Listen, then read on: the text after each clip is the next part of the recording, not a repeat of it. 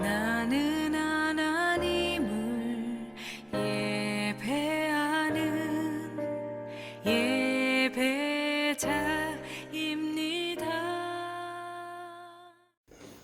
베드로 전후서는 초대교회 당시 고난 가운데 있었던 성도들을 위로하고 권면하기 위해서 쓰여진 서신이라고 말씀을 드렸습니다. 그래서 계속 읽다 보면 고난에 대한 그런 말씀이 계속 반복이 되고 있습니다. 오늘 4장에도 우리 성도들이 어떻게 고난을 이해해야 되는가, 또 우리 성도들이 그 고난을 맞이하는 자세는 어떠해야 되는가, 이런 말씀이 계속 나오고 있습니다.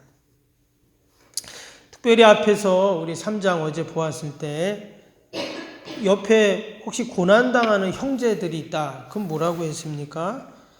그들과 마음을 같이하여 동정하라. 또 그들을 사랑하며 불쌍히 여겨라. 이런 말씀이 나왔습니다.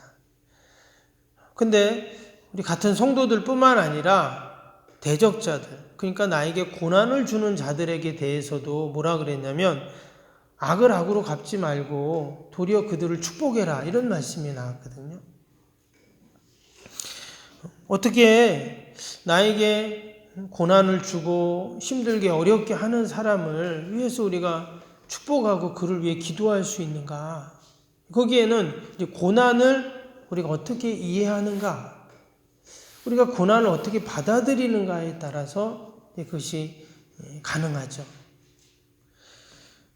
우리의 성도들은 고난을 이해할 때 두 가지를 이제 우리가 앞에서는 보았는데요. 뭐였냐면 하나는 주님이 부활하신 것처럼 우리도 그 부활신앙으로 이 고난을 맞이해야 된다는 거예요.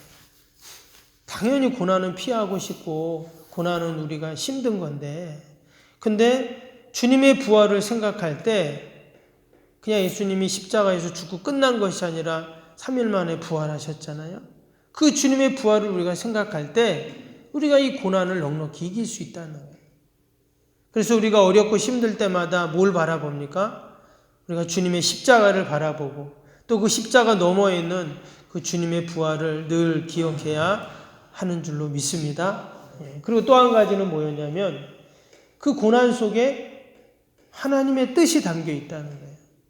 분명히 그냥 우리 성도들이 당하는 고난은 그냥 고난으로 끝나는 게 아니라 반드시 고난 뒤에 하나님의 뜻이 있다는 거죠. 우리가 그 고난의 뜻을, 하나님의 뜻을 생각할 때 넉넉히 이길 수 있다. 이런 말씀이 앞에서 계속 나왔습니다.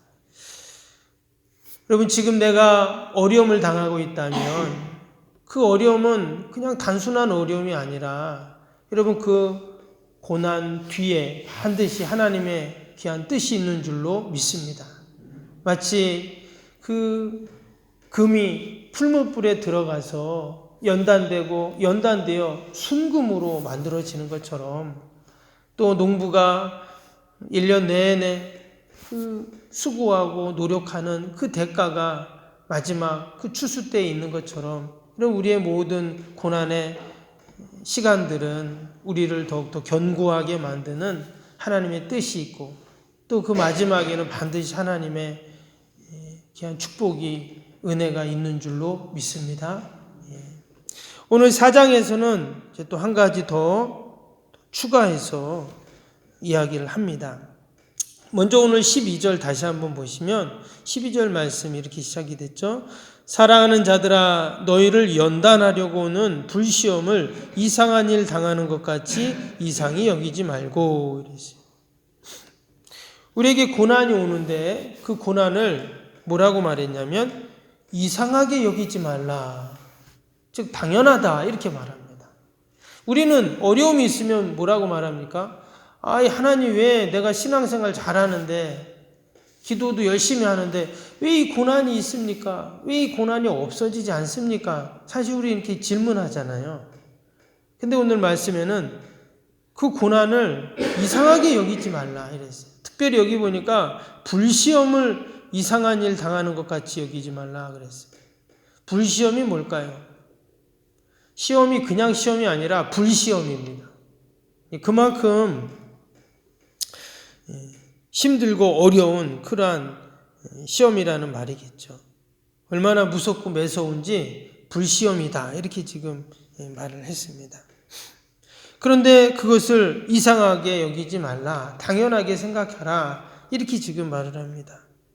앞에서 말씀드린 것처럼 여러분 그 시험이 도리어 나를 더 견고하게 나를 연단하여서 하나님의 사람, 믿음의 사람으로 순수한 하나님의 믿음의 사람으로 우리를 만들어주는 것이다. 이런 말씀이죠. 오늘 말씀에 보면 그냥 그것을 이상하게 여기지 말고 끝나는 것이 아니라 거기서 또 한 발 더 나아갑니다. 그래서 13절 보세요. 오히려 너희가 그리스도의 고난에 참여하는 것으로 뭐라고 했습니까? 즐거워하라 이랬어요. 고난을 즐거워하라. 여러분 세상에 고난을 즐거워할 사람이 어디가 있습니까? 근데 여기서는 이상하게 여기지 말라 해놓고 그 다음에는 즐거워하라. 그리고 또 뭐라 그랬어요? 이는 그의 영광을 나타내실 때 너희로 즐거워하고 기뻐하게 하려 하심이라. 주님 오실 때, 주님을 만날 때 기뻐하고 즐거워하기 위해서다. 그러니까 고난을 이상하게 생각하지 말고 도리어 즐겨라. 이렇게 지금 말씀을 하고 있습니다. 이 고난에 대해서, 성도들이 당하는 고난에 대해서 아주 적극적인 그러한 지금 이야기를 하고 있어요. 우리는 고난을 피하고 싶고 고난이 빨리 지나갔으면 좋은데 지금 오늘 베드로 전서에서는 4장에서는 아니라는 거예요. 도리어 고난을 즐겨라. 여러분 어떻게 하면 우리가 고난을 즐길 수가 있을까요? 오늘 이 4장에서는 계속 말씀을 보면 한 가지 좀 반복되는 것이 있는데 그게 뭐냐면 오늘 13절 다시 보세요. 오히려 너희가 그리스도의 고난에 참여하는 것으로 이렇게 말했죠. 14절에는 너희가 그리스도의 이름으로 치욕을 당하면 복이 있는 자로다. 밑에 16절도 보시면 만일 그리스도인으로 고난을 받으면 여기 보니까 그리고 이제 19절에는 좀 더 구체적으로 나오는데 그러므로 하나님의 뜻대로 고난을 받는 자들은 이랬습니다. 여기 보면 우리가 고난을 당하고 어려움이 있는데 이것이 단순한 고난이 아니라 주님의 고난에 동참하는 것이다. 이렇게 지금 이야기를 하고 있어요. 그리고 내가 성도이기 때문에 당하는 그런 고난이 있다는 거예요. 내가 잘못하고 내가 어떤 죄를 지어서 그 고난을 받는다면 그 고난하고 다르다는 거예요. 내가 예수님 믿는 것 때문에 내가 성도이기 때문에 하나님의 뜻 안에서 당하는 고난이 있다는 것이죠. 여러분 그 고난은 어떻게 하라는 거예요? 그 고난은 도리어 하나님의 영광을 돌리는 고난이고 또 주님 앞에 섰을 때 기쁨과 즐거움에 참여하는 고난이 되기 때문에 그것을 즐겨라. 기쁘게 여기라. 이렇게 지금 얘기하고 있습니다. 여러분 우리 모든 성도들은 그냥 내가 잘못해서 당하는 고난이 아니라 내가 그리스도인이기 때문에 내가 주님의 고난에 참여하고 동참하는 그러한 고난이기 때문에 우리가 이 고난을 도리어 기뻐하고 고난을 믿음으로 감당해야 여러분 하는 줄로 믿습니다. 예. 이집트에 가면 그 수도 카이로에 모카탐 동굴교회가 있습니다. 이 교회는 아프리카 최대 교회입니다. 무려 12만 명이 그렇게 모이는 교회인데 이 교회가 어떤 교회냐면 여러분 이집트는 어떤 나라냐면 이슬람 국가잖아요. 국민의 97%가 이슬람입니다. 그런데 그 이슬람 국가에 12만 명이나 모이는 어마어마한 교회가 있어요. 그 어떻게 된 건가? 그러니까 원래 이집트가 이슬람이잖아요. 근데 옛날 예수님이 이집트에 피난을 내려오십니다.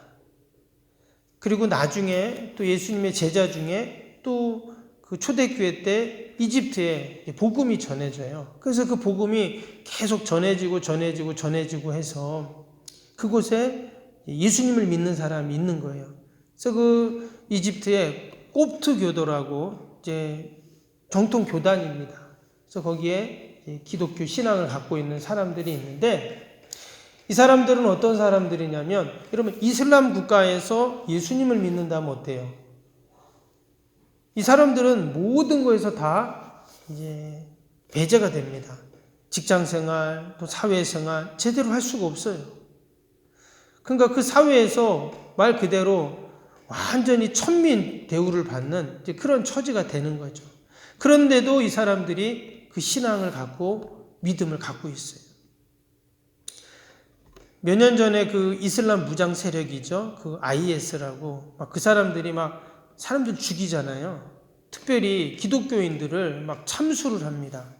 그래서 또 문제가 됐던 그런 때가 있었는데 그때 그 이집트에 참수당했던 그 사람들이 바로 이 교회 다니는 그런 사람들이었거든요.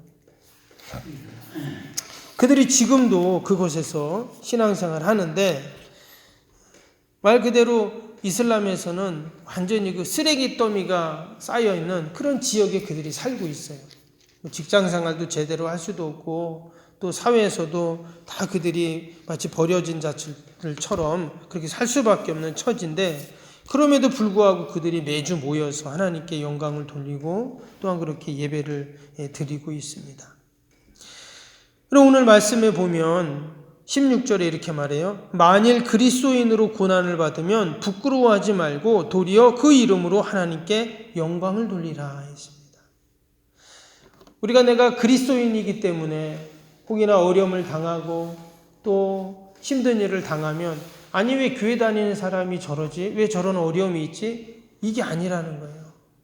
도리어 내가 예수님을 믿고 신앙생활 하는데 이런 고난이 있고 어려움이 있으면 그것이 도리어 하나님의 영광을 돌리는 일이 된다는 거예요. 왜? 내가 예수님 믿기 때문에 도리어 그 고난 속에 하나님의 뜻이 있기 때문에 나의 고난을 통해 하나님의 뜻이 이루어지기 때문에 우리가 도리어 하나님께 영광을 돌려야 한다라고 말씀을 하고 있습니다. 여러분 혹이나 내가 지금 어려움이 있다면 힘든 일이 있다면 내가 고난 가운데 있다면 여러분 그것은 부끄러운 일이 아니라 도리어 우리가 주님의 고난에 동참하고 있는 것인 줄로 믿습니다. 도리어 그 고난을 통해 하나님께 영광을 돌려야 돼요.